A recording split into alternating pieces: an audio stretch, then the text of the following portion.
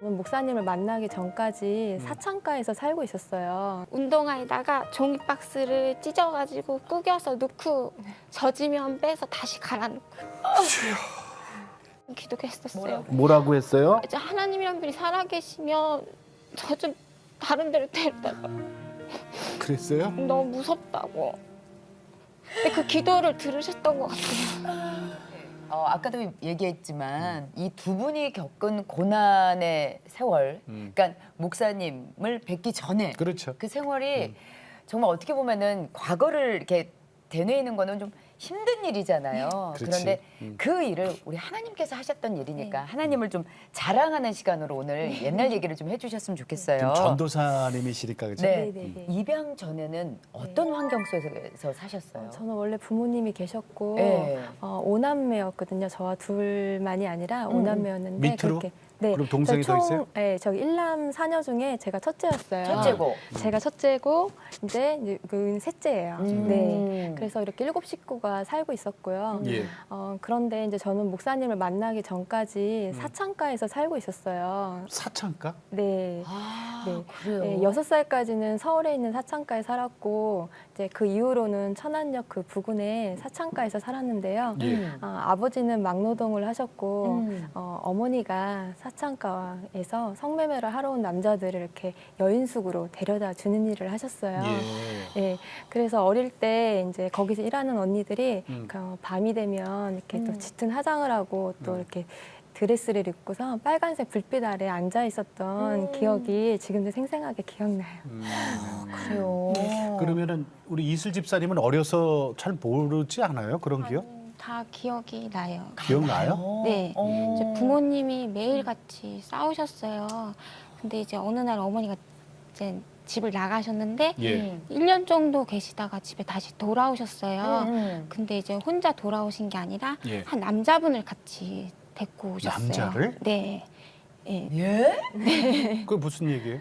이제 저희 아빠가 계셨는데 다른 남자분을 만나셨고 그분을 따라 이제 밖에 이제 저희를 버리시고 나가셨다가 1년 뒤에 다시 돌아오신 거예요, 집으로. 근데 그 남자분이랑 같이 집에 네, 오셨다고요? 네. 이제 저희 같은 경우 이제 돌아오셨는데 이제 하시는 말씀이 이제 여인숙을 하면서 돈을 벌면서 아이들 돌보겠다. 그 대신 이 남자도 저희 집에서 같이 살자 우리 이렇게 말씀을 하시더라고요. 그러면 식구가 7에서 8이 된 거예요? 네, 네. 아니 그러면 이해가 안 돼. 그 같이 오신 남자분은 엄마의 남편으로 사는 거예요, 그럼? 아빠도 같이 그러니까 아빠, 아니지. 엄마, 이제 남자분 저희 5남매에서 이렇게 8이 같은 집에서 살게 됐어요. 근데 어린 나이에 이해가 잘 되지 않았어요.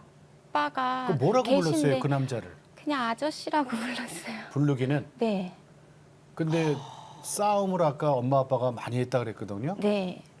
그럼 그 아저씨도 싸워요, 같이? 같이 술을 마시고 같이 세 분이 싸우시고. 술만 먹으면 네, 그 속에서 오남매가 자랐단 말이에요? 네. 아니 그러니까 이게 우리 일반 상식으로는 좀 이해가 안 돼요, 그죠? 정말 이해가 안 되죠. 이해가 좀 안 되지만 예. 그러면은 우리 전도사님 네. 맏딸이라 그랬잖아요. 네네. 그 밑에 동생이 이제 4이 더 있어요, 그죠? 네네. 맏딸인 거 어우, 책임이 오남매니까. 막중하다, 진짜. 그러면은 생활을 우리 전도사님이 책임을 졌던 거예요? 그렇죠. 엄마가 이제 그 일을 하셨기 때문에 밤마다 일을 하러 나가셨어요. 네. 그래서 저는 어릴 때부터 이렇게 동생들을 밤마다 엄마 찾는 동생들을 업고 또 달래주고 또 이제 배고프면 먹이고. 젖병 물려주고 막 이렇게 했었거든요. 예. 그리고 이제 엄마가 이제 저 1학년 때 중학교 1학년 때 이제 다른 남자를 만나기 시작했는데 그때부터는 아예 집안일을 돌보지 않으셨거든요. 그리고 이제 중3 때는 아예 이제 1년 동안 이제 동생 얘기한 것처럼 남자랑 방을 얻어서 나갔었거든요. 그래서 집안일이랑 또 동생 돌보는 거, 또 아빠 챙기는 것까지 제가 다. 그러면은 서울에서 어. 그 소위 말하는 네. 사창가에서 그렇게 살다가 네. 또 천안으로 이사를 가셨었다면서요. 네. 그러면 거기서도 그럼 똑같은 사창가에. 엄마가 그 일을 네, 하셔서 그 일을 하셨어요. 제가 기억할 수 없는 어린 나이 때부터 예. 엄마는 그 일을 하셨어요. 그리고 그러니까 엄마도 직접 네, 몸 파는 일도 하셨고요. 엄마도 네. 자 그러면은 서울에 집창철에 살다가 네. 천안으로 이사 갔다 그랬거든요. 네네. 그 거기도 집창촌이라 그랬잖아요. 네네네. 거기서 우리 이은정 전도사님 맏딸이 버려져요. 아니 이게 무슨 소리예요? 고2 때 아니에요, 그럼? 고1 때 무슨 일이 있었어요? 고1 때예요? 그게? 네네. 제가 고등학교 1학년 때 이제 학교 임원이라서 이제 학교에서 수련회를 가야 되는 상황이 되어서 공부 잘하셨구나. 그래서 목사님, 엄마한테 음. 이제 수련회 갔다 와도 되냐고 했는데 예. 엄마가 흔쾌히 허락을 하시더라고요. 그래서 수련회를 사흘 다녀왔어요. 그런데 왔는데 집에 아무도 없더라고요. 그래서 동네 몇 바퀴를 돌면서 동생을 이렇게 찾으러 다녔는데 동생들이 보이지 않는 거예요. 그래서 어떤 일인지 그러니까 무슨 일인지 모르니까 이제 멍하니 앉아 있는데 그때 이제 여인숙 집주인 아주머니가 막 뛰어 들어와서는 너희 엄마 어디 있냐고 소리를 지르면서 내 돈 어떻게 하냐고 한참 우시더라고요.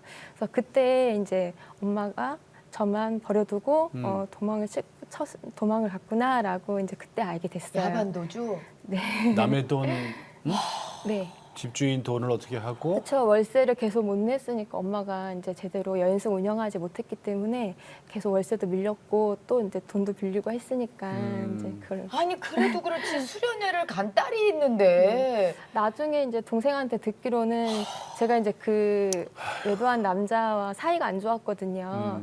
그러다 보니까 이제 저한테 같이 도망가자고 얘기하면 전 안 가겠다고 할 걸 알고서 그냥 언니 버리고 간 걸 알고 있었어요? 아니면은 몰랐지, 언니가 집을 뭐. 나간 그냥 거라서? 모르고 엄마 모르지, 따라가서 어린- 그때 제 나이가 12살이었거든요. 12살 때 강원도 어디예요, 거기가? 강원도 평창 신리라는 곳인데 네. 거기서 네. 생활은 어땠어요? 네. 그럼?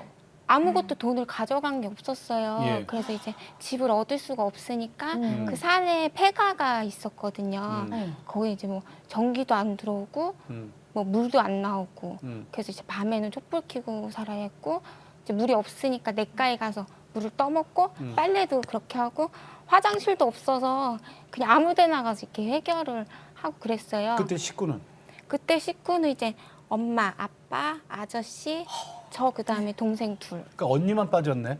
네. 그 아저씨는 계속 있고 네. 집사님이 뭐 생계를 뭔가 책임졌다면서요? 뭘 했다며요? 네, 이제 거기서 1년 정도 살다가 이제 강원도 원주에 집창촌 근처에 이제 방을 얻었어요.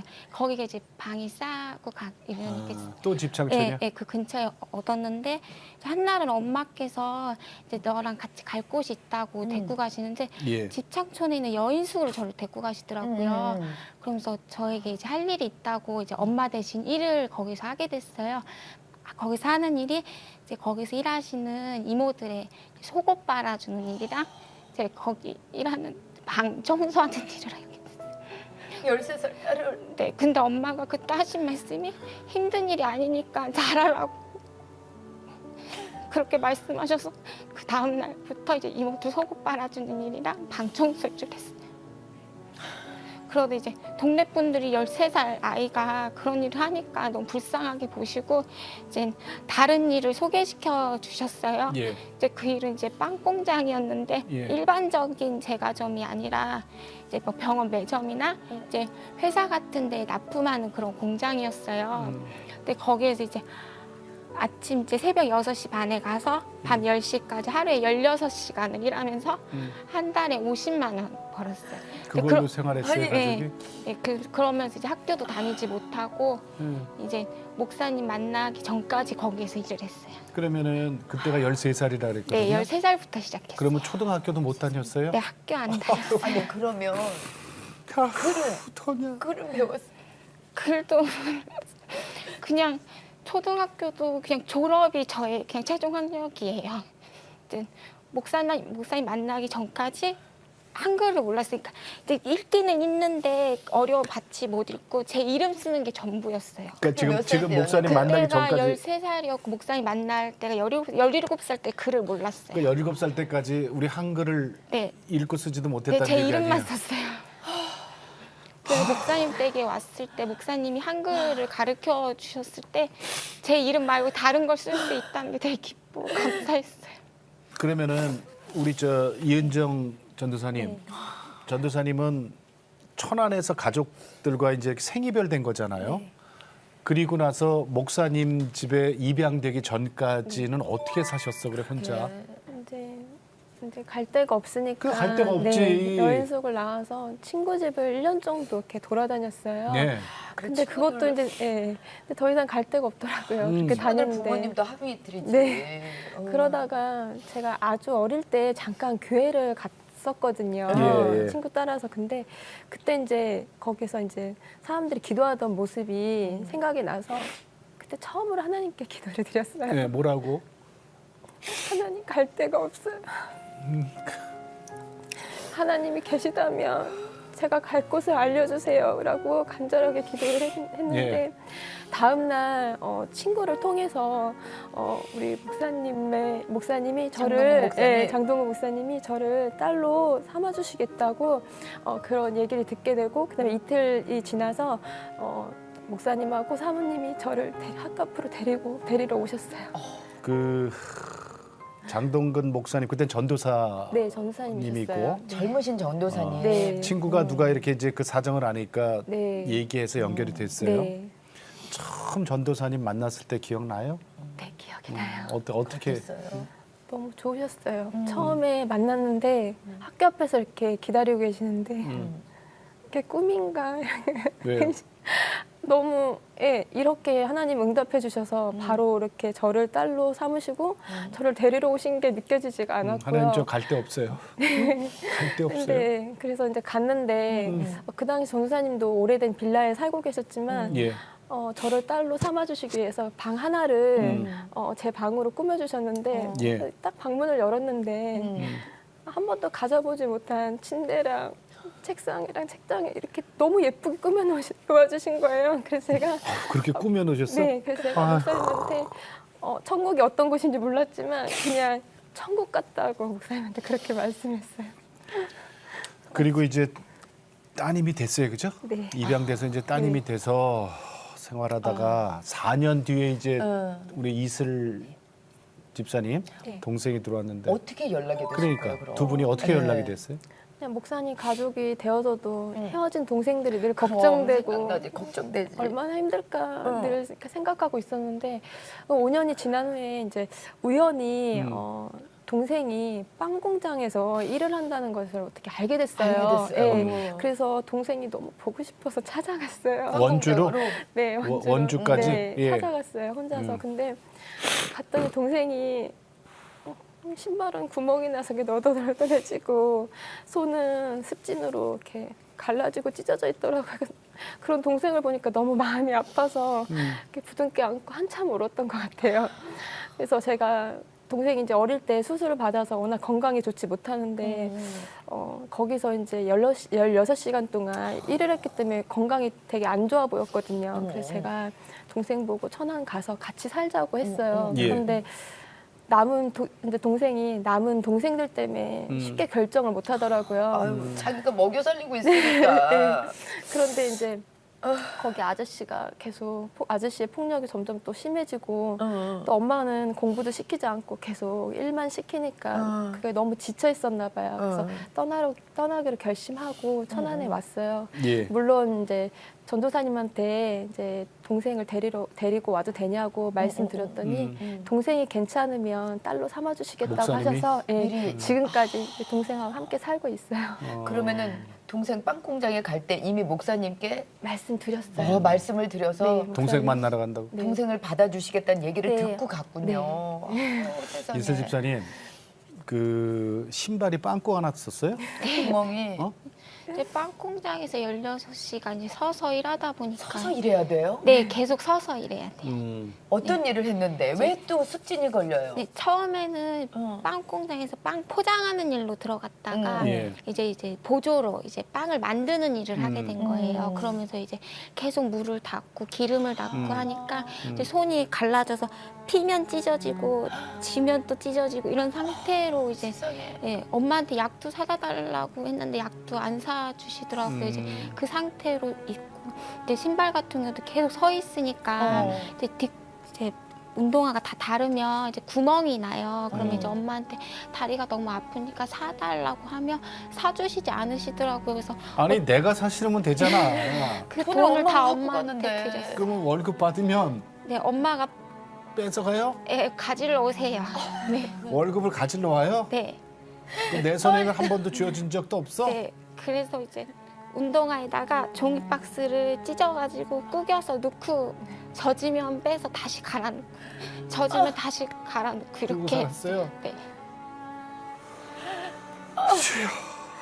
근데 그건 별로 힘들지 않았는데 그 아저씨랑 엄마의 폭력이 너무 힘들었어요. 왜요? 때려요? 네. 네. 이제 두 분이 이제 싸우시면 밑에 동생들이 있으니까 이제 말리면은 그 말리다가 말리는 저를 때리셨어요. 어느 날 아저씨가 이제 길거리에서 싸우니까 제가 말렸어요. 말리니까 제 뺨을 이렇게 때리신 거예요. 근데 제가 이렇게 그때 나이가 어렸으니까 13살이니까 길바닥에 쓰러졌는데 쓰러져 있는 저를 구두발로 얼굴을 때리셔가지고 그 아저씨가? 이빨이 이렇게 부러졌어요. 그때 너무 너무 놀래서 바지에 실내까지 했어요. 빵공장에 갑자기 언니가 나타났어요? 몇 년 만에 나타난 거예요? 5년 만에. 5년 만에. 5년 만에. 그래 얼마나 놀랬을까? 근데 정말 언니가 이제 빵공장에 전화를 한 거예요. 전화 받은 언니더라고요. 그래서 언니 앞에서 기다릴 테니까 나오라고 해서 이제 언니를 보러 나갔는데 언니가 보자마자 막 안아주면서 우는 거예요. 그럼 제 얘기도 다 들어주고 언니는 걱정하지 말라고 잘 살고 있으니까 걱정하지 말라면서 제 얘기를 다 들어주고 막 손도 만져주고. 근데 저는 엄마가 제 손을 보거나 제 모습을 보고 한 번도 울어주시거나 이렇게 만지면서 아프지 한마디도 해주신 적이 없으세요. 근데 언니가 오자마자 그렇게 해주니까 너무 눈물이 나더라고요. 언니를 따라갔어요. 예. 그러면 그 집 안 들리고 그냥 바로 따라간 거예요? 아니요, 이제 거기 이제 언니가 이제 천안으로 내려가고 음. 저는 이제 거기에서 계속 지내다 고민을 하다가 이제 엄마는 절대 절 보내주지 않으실 것 같아요. 돈을 버는 사람이 저밖에 없었거든요. 그러니까. 그렇지. 그래서 그냥 엄마 몰래 도망 나왔어요. 처음에 이제 가서 전도사님 집에 들어갔더니 어땠어요? 되게 다 따뜻하게 대해주시더라고요. 근데 제 모습이 그때 너무 이렇게 안 좋았어요. 이제 이빨은 부러져 있고 엄마가 저를 죽인다고 또 머리에 불을 지르셔서 머리가 다 타 있었어요. 네. 그래서 이렇게 불을 질러요 머리에다? 네 죽이겠다고 이제 기름을 이제 뿌리시고 이제 달력에 불을 붙이셔서 저한테 던지셨거든요.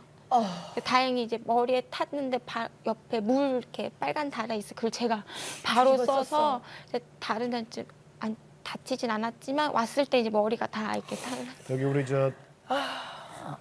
목사님 함께 오셨잖아요. 네, 우리 장동근 목사님. 네, 네 오래간만에 뵙겠습니다. 그 우리 두 자매님들 입양할 때 그때 상황이 어땠어요? 그 모습들이? 은정이랑 같이 버스 터미널 데리러 갔는데 버스에서 이렇게 내리더라고요. 근데 내리는데 그 동생한테 미안하지만 깜짝 놀랐어요. 외모를 보고 아까 얘기한 대로 그 당시에 이제 머리카락이 반쯤 다 탄 상태였었고 그리고 내려서 보니까 어금니가 이제 완전히 빠진 것도 아니고 이렇게 부러져서 옆에 달랑달랑 붙어 있는 그런 상태에 뭐 손은 다 막 완전 찢어져서 보통 썩은 것처럼 그렇게 돼 있었고 신도 슬리퍼 신고 슬리퍼. 예, 다 다른 거 슬리퍼 신고 그렇게 하고 내렸어요. 그래서 또 언니 뒤에 숨어가지고 손을 막 이렇게 정신이 좀 약간 이렇게 불안정하니까 그렇지. 손을 막 이렇게 떨면서 그렇게 하고 있더라고. 그래서 뭐 한 거의 3년을 사실은 그런 시간들을 보냈죠. 이렇게 불안정한 그러니까 안정이 상태로. 되지 않고. 예, 계속 불안정한 상태로. 그 목사님 만나서 우리 두 분이 정말 많이 행복해해요.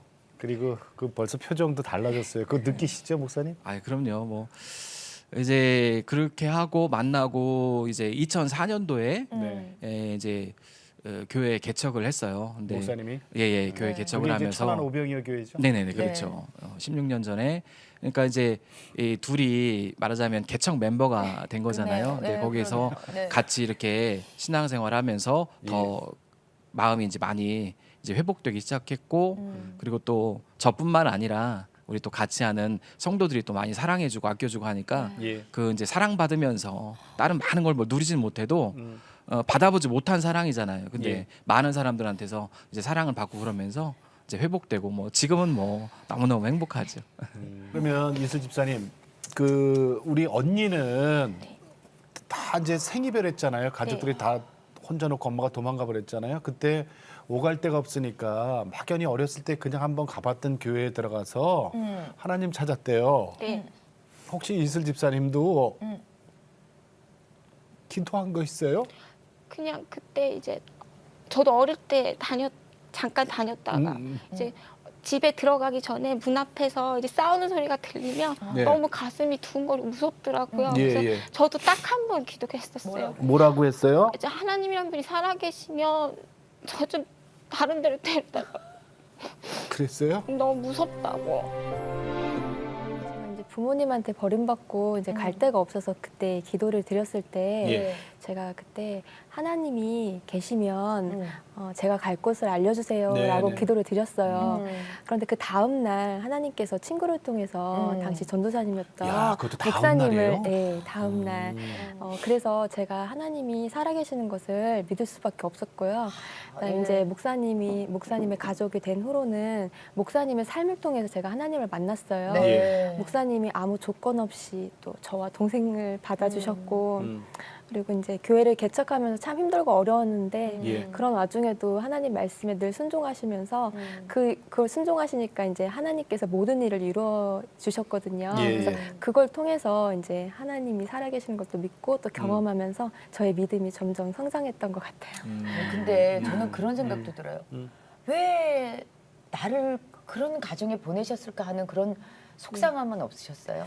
처음에는 많이 원망도 되었고요. 나는 왜 이런 환경에 태어났고 차라리 태어나지 않았으면 좋겠다라는 생각을 했었는데 하나님을 만나고 나서 예. 이제 하나님 은혜를 깨닫고 나니까 아, 이것이 저의 아픈 그 상처가 다른 사람들에게 또 소망이 되고 희망이 될 수 있게끔 하나님이 하나님 자신을 알리려고 저를 그렇게 사용하시려고 그랬던 것 같아요. 네. 우리 이슬 집사님은 네. 어땠어요? 이게 하나님 처음에, 만나는 거. 복음이 처음 쉽게 받아들여졌어요? 처음에는 그냥 웃지도 않았어요. 네, 웃지도 않고 말도 잘 안 하고 맨날 무표정하고 있고 우울해 있고 이랬었는데 이제 처음 조금씩 느껴가면서 아, 목사님하고 언니가 믿는 하나님이 어떤 분이시게 어떤 분이 궁금하고 그런 저를 이렇게 부족한 저를 사랑해 주시는 그 하나님이 너무 궁금하게 된 거예요.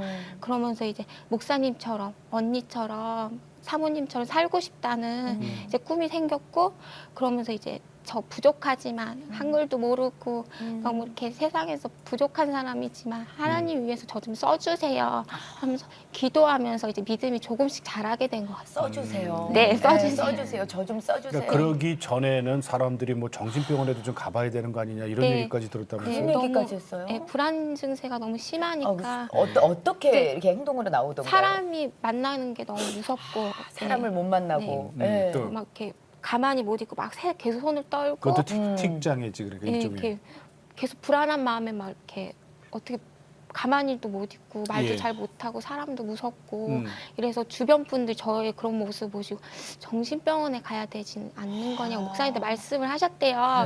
근데 목사님이 그런 말씀 들으시지 않으시고 저를 3년 동안 그런 모습이 변화되기까지 사랑으로 품어주시고 3년이 걸렸어요. 네. 그럼 3년 뒤에 목사님 댁에 오시고 3년 뒤에 이제 웃고 변화되기 시작한 네. 거예요. 그러니까 3년 뒤부터 지금 얼굴 안에. 네.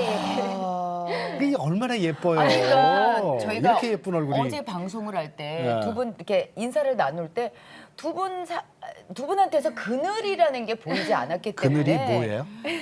그늘이라는 게 뭐예요? 네, 햇빛 비치면 이렇게 어두워지는 그늘 있잖아요. 그 사람한테 그게 있어요? 그래서 저는 이분들에게서 어떤 고난이 있을까 했는데 그렇지. 그게 정말 목사님과 사모님의 그런 또 사랑. 언니의 그 정말 옆에서의 기도와 네. 사랑으로 회복되신 거군요. 저 이슬 집사님, 네, 이런 질문 드릴게. 네. 처음에 17살 때까지 학교를 못 가갖고 네. 초등학교도 이제 졸업 못했잖아요. 졸업이 뭐야? 단질 안 했어요, 그죠? 그렇지. 그 글을 몰랐잖아요, 글. 네. 한글. 네. 아는 게 딱 두 글자 있었어요, 그죠? 이슬 이름. 이슬하고. 내 이름 그거는 이슬. 그리는 거지 뭐. 네. 어떻게 배웠어요? 나머지 그 한글 나머지 이제 목사님 하나하나 다 가르쳐 주셨어요. 집에서 네. 어떻게? 뭐 기억, 니은부터 이제 성경 이제 보면서 성경 따라 쓰라고 하면서 따라 쓰면서 받침도 배우고 성경 쓰면서 이제 그렇게 배워 나갔어요. 그러면은 한글 이렇게 배워가는 그 재미가 어땠어요? 그 제 이름 말고 다른 걸 쓸 수 있다는 게 너무 신기하고 재밌었어요. 처음에는 17살인데 이름밖에 모르니까 창피하지. 창피하고 부끄러웠는데 그냥 이렇게 배워가는 게 너무 즐거웠어요. 뭔가를 배운 적이 별로 없어서. 야, 그러면은 우리 저 전도사님 언니 지금 전도사님이잖아요. 네. 신학은 어떻게 하시게 된 거예요? 이제 목사님 딸로 살면서 이제 목사님과 함께 이제 사역을 도와서 하기 위해서 신학을 시작하게 됐어요. 네. 그래서 이제 목사님하고 함께 이제 사역을 하면서 여러 가지 일을 하면서 저와 동생들이 또 하나님을 인격적으로 만났고 또 저희 삶이 많이 변화되었거든요. 예. 네. 그러면서 하나님이 또 길을 열어주셔서 저의 이런 아픈 이야기들을 다른 사람들한테 이렇게 전하면서 예. 그분들에게 또 치유와 또 회복이 일어날 수 있는 좋은 기회들을 많이 열어주셨어요. 그러면 지금 교회가 이제 천안 오병이어 네. 교회잖아요. 네. 장동근 목사님이 개척하신 네. 거기서는 어떤 역할 하세요, 우리 전도사님? 오병이어교가 이제 16살이 되었거든요. 16년. 네, 맞아요. 벌써 그렇게 됐다. 네, 예. 그때부터 제가 우리 어린이부를 청년들 많이 모이잖아요, 거기. 네, 청년부 많이 모였고요. 그때부터 제가 어린이부를 맡게 되었어요. 예. 제가 이제 부모님한테 받은 상처가 많아서 제가 아이들을 특별히 조금 긍휼히 여기는 마음이 있거든요. 네네. 아무래도 그걸 목사님 보시고선 저한테 어린이부를 맡겨주셨는데 네. 제가 이제 그동안 이제 300명의 아이들을 하나님께 인도할 수 있었어요. 하나님의 300명? 네, 하나님의 은혜로. 네. 와. 네. 오. 처음에 맡을 때 몇 명이었어요? 그때는 하나도 없었어요. 그래요. 아무도 없는데 네. 전도사님이 네. 그러면은 뭐 전도도 하시고 막 다 이렇게. 네, 그때는 정말 하나님 은혜였던 게 나가면 예. 그냥 열매가 맺었어요. 그래서 매주 나갈 때마다 예. 아이들이 전도되어서 왔고요. 네. 네, 그래 그다음에는 300명 네. 아이들 복음 전하고 네. 와. 아.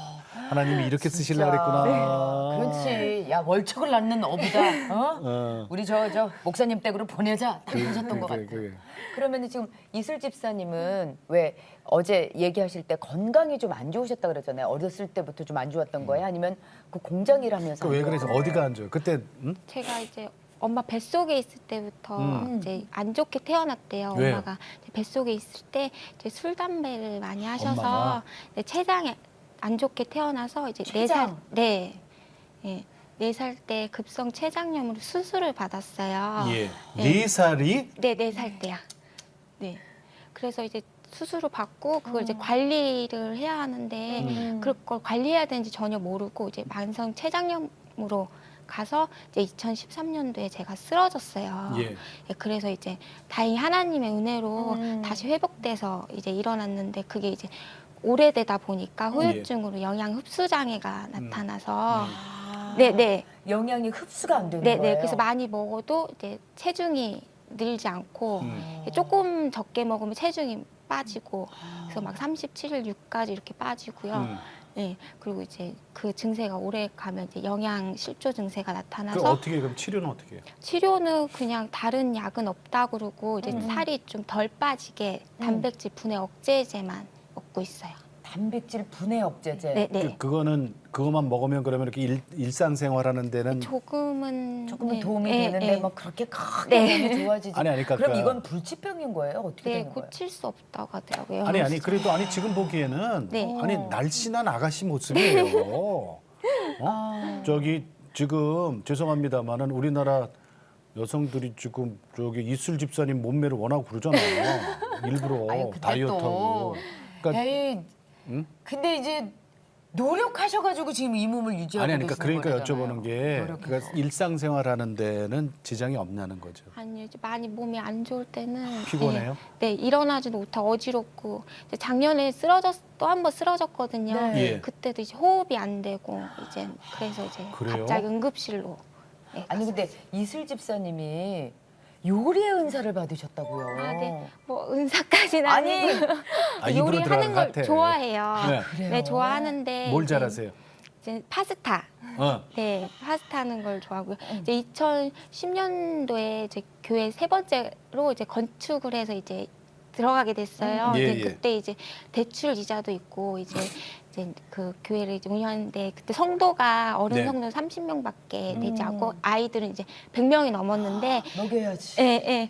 그래서 이제 제가 이제 목사님이 그걸 생각하시고 1층에 이제 파스타 카페, 베이커리 카페를 이제 열 생각을 하시고 예. 사모님하고 저한테 이제 제과제빵 자격증을 따도록 이렇게 하셨어요. 그래서, 예. 그래서 그걸 자격증을 그건 따서 일도 아니지, 그죠? 네, 전에 했던 거니까 해서 하면서 하나님 전에는 하고 싶지 않은 일인데 그때는 하고 싶지 그렇지. 않은데 억지로 했지만 네. 지금 하나님 위해서 하고 싶다고 저를 사용해 달라고 아이고, 이렇게 기도를 이뻐라. 드렸는데 아이고, 이뻐라. 정말 감사하게도 그때가 택지 개발 그 부분이어서 주변에 아무것도 없었어요. 저희 교회밖에 없었는데 식사 시간만 되면 손님들이 줄을 서서 기다리시는 거예요. 어머, 네. 그쪽으로. 네, 그렇게 3년간 맛없으면 또 안 가요. 맛이 있으니까 줄을 서는 거죠. 그렇지, 그건 맞는 얘기야. 3년간 손님이 끊이지 않고 오셨다가 이제 3년 뒤에 이제 제가 쓰러져서 네, 이제 못하게 됐어요. 예. 근데 지난번에도 왜 쓰러졌다 그랬잖아요. 네. 그때 목사님한테 고백한 게 있네.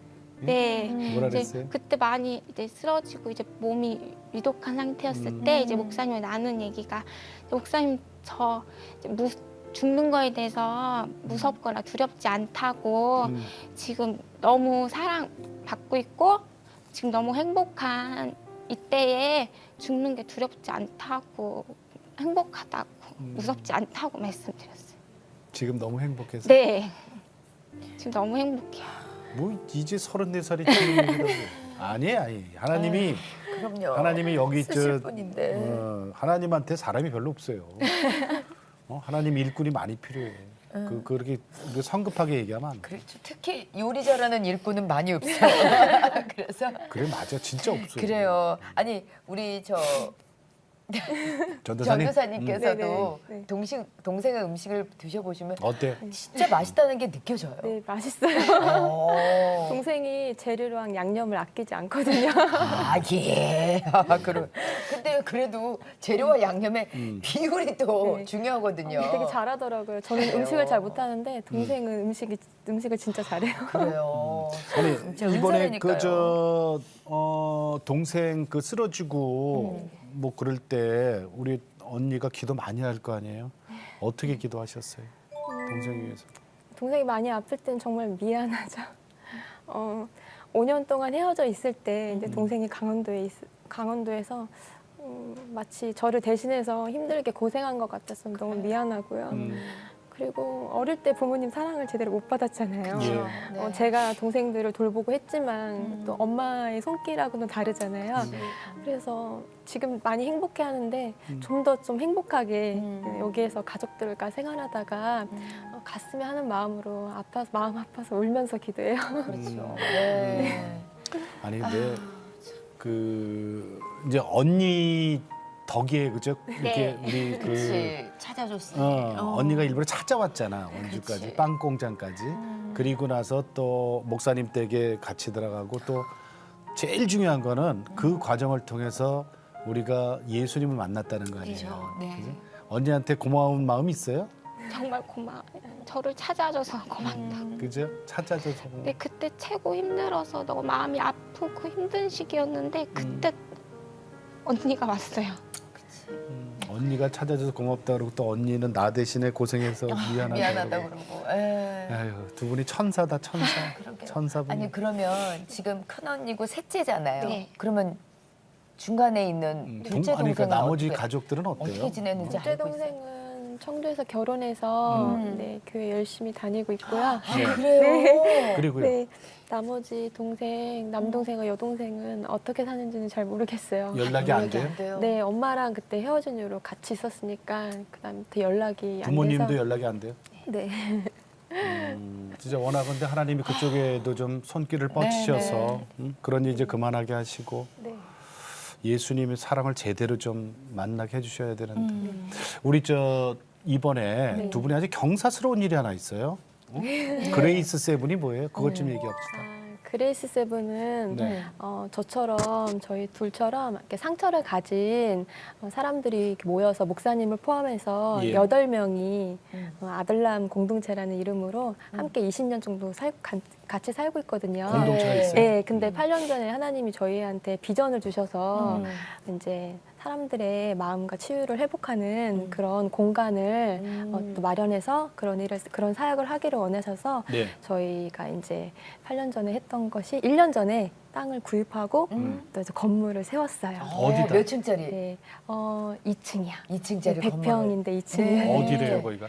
천안 예술의 전당 네. 근처 그 부진에. 네. 근데 거기에 그레이스 세븐은 뭐예요? 그레이스 세븐은 저희 목사님 빼고 네. 또 사모님하고 저희 자매들 이렇게 같이 함께하는 자매들 일곱 명? 7명. 아. 그래서 그레이스 세븐. 네. 근데 거기 그게 무슨 파스타 집이라면서요? 네, 1층이 파스타 카페. 제가 파스타 거기서 카페로. 파스타를 만든 셰프예요. 우리 그러니까 그게 이슬 그렇게 집사님이. 유명하대. 그레이스 세븐이 사실은 지금 오픈한 지 얼마 안 됐잖아요, 그죠? 네. 그게 앞으로 어떻게 쓰임 받기를 원하세요, 집사님? 이제 그곳에서는 네. 이제 저희 같이 진짜로 아프고 힘들고 진짜 꿈도 없는 분들이 오셔서 네. 맛있게 드시고 회복하시고 또 이제 목사님이 십자가 조각을 하시잖아요. 예. 그 이제 2층에 갤러리로 이제 들어가서 십자가의 길이라는 이름으로 해서 이제 오셔서 거기 은혜 받고 예. 이제 감동받고 회복하고 이제 또 이제 언니가 문화 프로그램을 통해서 이제 어른들과 아이들이 이렇게 문화 프로그램도 체험하고 이런 공간이 돼서 이제 회복하는 공간. 거의 네. 거기가 회복실이네요. 네네 그런 공간. 그러니까 이게 저기 힐링 센터네. 네. 그죠? 음식도 나누고 그다음에 십자가 그 전시도 보면서 복음도 우리가 생각하고 그다음에 문화 공간도 있고. 강원도 빵 공장에 있었으면 상상도 못할 네, 정말 일인데. 그러면은 언니랑 이제 만나서 이렇게 함께 생활하면서 뭐가 제일 감사하세요? 제일 감사한 건 제 모습이 참 그랬잖아요. 한글도 모르고 머리는 다 타고 막 신발도 막 이렇게 너무 부족한 모습인데 그냥 세상에서는 부족해서 그냥 사랑받지 못하고 자라다가 하나님 안에 이제 가족 안에 들어오니까 스리야 너는 예뻐, 스리야 너는 사랑스러워, 스리야 하나님 너는 특별하게 만드셨어 이렇게 말씀 들을 때마다 예. 아 내가 사랑받을 수 있는 사람이구나. 거기서는 이제 엄마랑 아저씨 사이에서 아이를 또 낳으셨어요. 네. 그래서 더 소외감을 느꼈고 아 내가 사랑받을 수 없는 사람이구나라고 생각을 했었거든요. 근데 여기서 와서는 아 내가 사랑받을 수 있는 사람, 충분한 사람이구나 이렇게. 진짜 예쁘세요. 감사합니다. 네, 정말 예쁘세요. 네. 감사합니다. 아직도 말이죠. 우리가 21세기에 살고 있지만 사실은 우리 이렇게 햇빛이 강하면 그늘이 음지가 더 짙다 그랬거든요. 네. 그러니까 우리가 모르게 아직도 그 어려워하시는 그런 청소년이라든가 어린아이들이 많이 있어요. 네. 막 극단적인 생각까지 하잖아요, 요새는. 그런 사람들에게 우리 이슬 집사님 그런 아이들에게 어떤 얘기 해주고 싶으세요? 일찍 포기하지 말라고. 하나님이 손을 내밀어 주실 텐데 그저 기다리라고. 그러니까 포기하지 말라고. 그렇게 얘기해 주고 싶어요. 우리 저 전도사님은? 혹시 제 이야기를 만약에 보게 되거나 듣게 된다면 예. 하나님이 계시다는 걸 믿고 한 번만이라도 하나님을 찾았으면 좋겠다는 생각이 들어요. 글쎄 하나님을 만나기 전에는 자기의 그 생활 환경 이런 것 때문에 비관할 수는 있어요. 그리고 하나님을 막 욕할 수 있어요, 그죠? 하나님이 정말 살아계시다면 나를 왜 이렇게 버려두십니까? 하지만 거기까지가 아니라 한 발 더 나가면 이제 두 분이 오늘날 이렇게 변한 것처럼 그 맛을 봐야 되거든요. 하나님이 움직이시는 그 맛을 꼭 포기하지 마시고. 그래요. 네. 예, 예.